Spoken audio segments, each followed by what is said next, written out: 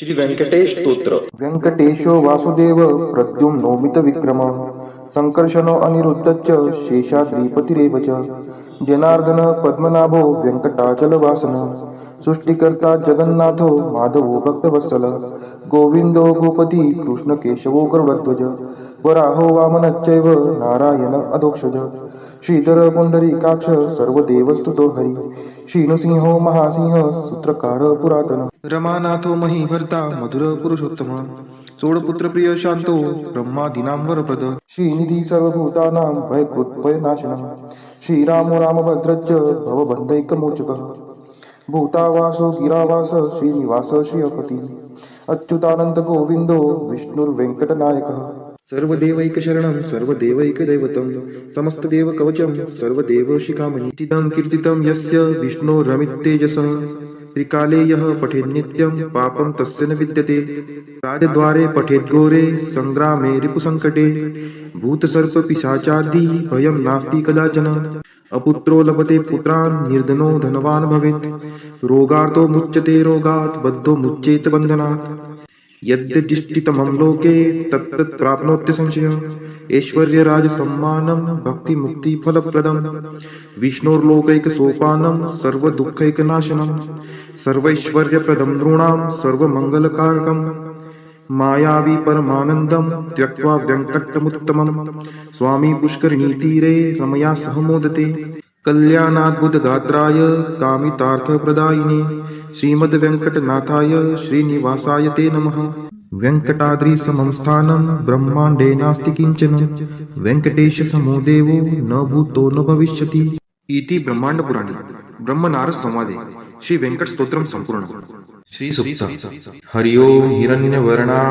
हरिणीं सुवर्णरजतस्त्रजां चन्द्रां हिरण्मयीं लक्ष्मीं जातवेदो आवह ताम् आवह जातवेदो लक्ष्मीमनपगामिनीं यस्यां हिरण्यं विन्देयं कामश्वपुरुषानहम् अश्वपूर्वामृतमद्यां हस्तिनादप्रबोधिनीं श्रियं देवीमुपहवये शिर्मा देवी जुषतां कां सुस्मिता हिरण्यप्राकाराम् आर्द्रां ज्वलन्ति तृप्तां तर्पयन्तीं पद्मे स्थितां पद्मवर्णां तामिहोपहवये श्रियं चन्द्राप्रभासां यशसा ज्वलन्ति श्रियं लोके देवजुष्टामुदारां तां पद्मिनीं शरणं प्रपद्ये अलक्ष्मीर्मे नश्यतां त्वां ऋणे आदित्यवर्णे तपसोऽधिजातो वनस्पतिस्थो वृक्षोत बिल्वः तस्य फलानि तपसा नुदन्तु मायान्तरायाच्च बाह्या अलक्ष्मीः उपैतु मां देवसखः कीर्तिश्च मणिना सह प्रादुर्भूतोऽस्मि राष्ट्रेऽस्मिन् कीर्तिमृद्धिं ददातु मे क्षुत्पिपासामलां ज्येष्ठाम् अलक्ष्मीं नाशयाम्यहम्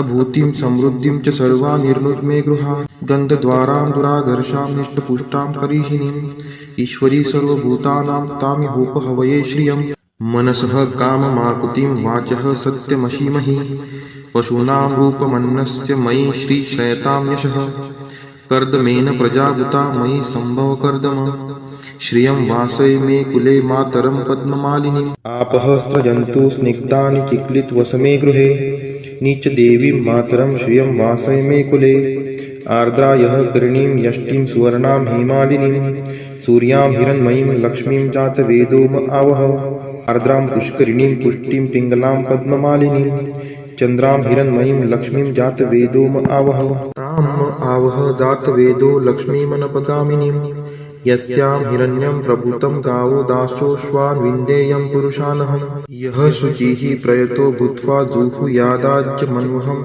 सुक्तं पञ्चदशर्चं च श्रीकामः सततं जपेत् फलश्रुति पद्मानने पद्म उरु पद्माक्षि पद्मसंभवे तन्मे भजसि पद्माक्षि येन सौख्यमलभाम्यहम् अश्वदायै गोदायै धनदायै महाधने धनं मे लभतां देवी सर्वकामान् च देहि मे पद्मानने पद्मविपद्मपत्रे पद्मप्रिये पद्मदलायताक्षि विश्वप्रिये विष्णुनोनुकुले त्वत्पाद पद्ममयि सन्निधत्स्व पुत्रं पौत्रं धनं धान्यं हस्त्यश्वादिगवे रथं प्रजानां भवसि माता आयुष्मन्तं करोतु मे धनम् अग्निर्धनं वायुर्धनं सूर्यो धनं वसुः धनम् इन्द्रो बृहस्पतिर्वरुणं धनम् अस्तु मे वैनतेय सोमं पिबं सोमं पिबतु रुद्रः सोमं धनस्य सोमिनो मह्यं ददातु सोमिनः न क्रोधो न च मात्सर्यं न लोभो नाशुभा मतिः भवन्ति कृतपुण्यानां भक्तानां श्रीसूक्तं जपेत् सरसीजनीलये सरोजहस्ते धवलतरांशुकगन्धमाल्यशोभे भगवती हरिवल्लभे मनोज्ञे त्रिभुवनभूतिकरी प्रसीद मह्यं विष्णुपतिं क्षमां देवीं माधवीं माधवप्रियां लक्ष्मीं प्रियसखीं देवी नामाम्यच्युतवल्लभां महालक्ष्मी च विद्महे विष्णुपत्नी च धीमहि तन्नो लक्ष्मीः प्रचोदयात् श्रीवर्चस्वम् आयुष्यम् आरोग्यमाविदात् शोभमानं महीयते धान्यं धनं पशुं बहुपुत्रलाभं शतसंवत्सरं दीर्घमायुः इति श्रीसूक्तम्।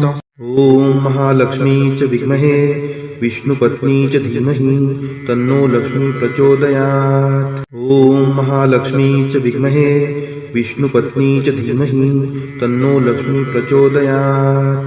ॐ महालक्ष्मी च विद्महे विष्णुपत्नी च धीमहि तन्नो लक्ष्मी प्रचोदयात्। ॐ महालक्ष्मी च विद्महे विष्णुपत्नी च धीमहि तन्नो लक्ष्मी प्रचोदयात्। ॐ महालक्ष्मी च विद्महे विष्णुपत्नी च धीमहि तन्नो लक्ष्मी प्रचोदयात्। ॐ महालक्ष्मी च विद्महे विष्णुपत्नी च धीमहि तन्नो लक्ष्मी प्रचोदयात्। ॐ महालक्ष्मी च विद्महे विष्णुपत्नी च धीमहि तन्नो लक्ष्मी प्रचोदयात्। ॐ महालक्ष्मी च विद्महे विष्णुपत्नी च धीमहि तन्नो लक्ष्मी प्रचोदयात्। ॐ महालक्ष्मी च विद्महे विष्णुपत्नी च धीमहि तन्नो लक्ष्मी प्रचोदयात्।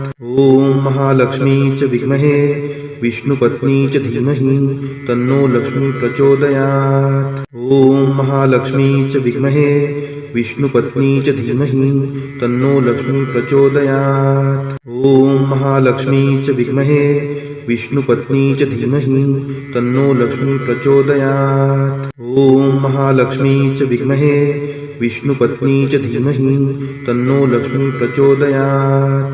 ॐ महालक्ष्मी च विद्महे विष्णुपत्नी च धीमहि तन्नो लक्ष्मी प्रचोदयात्। ॐ महालक्ष्मी च विद्महे विष्णुपत्नी च धीमहि तन्नो लक्ष्मी प्रचोदयात्। ॐ महालक्ष्मी च विद्महे विष्णुपत्नी च धीमहि तन्नो लक्ष्मी प्रचोदयात्।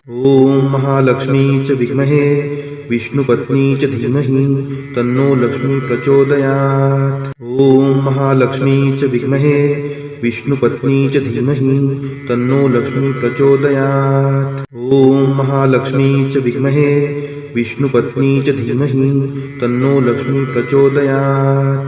ॐ महालक्ष्मी च विद्महे विष्णुपत्नी च धीमहि तन्नो लक्ष्मी प्रचोदयात्। ॐ महालक्ष्मी च विद्महे विष्णुपत्नी च धीमहि तन्नो लक्ष्मी प्रचोदयात्। ॐ महालक्ष्मी च विद्महे विष्णुपत्नी च धीमहि तन्नो लक्ष्मी प्रचोदयात्। ॐ महालक्ष्मी च विद्महे विष्णुपत्नी च धीमहि तन्नो लक्ष्मी प्रचोदयात्। ॐ महालक्ष्मी च विद्महे विष्णुपत्नी च धीमहि तन्नो लक्ष्मी प्रचोदयात्।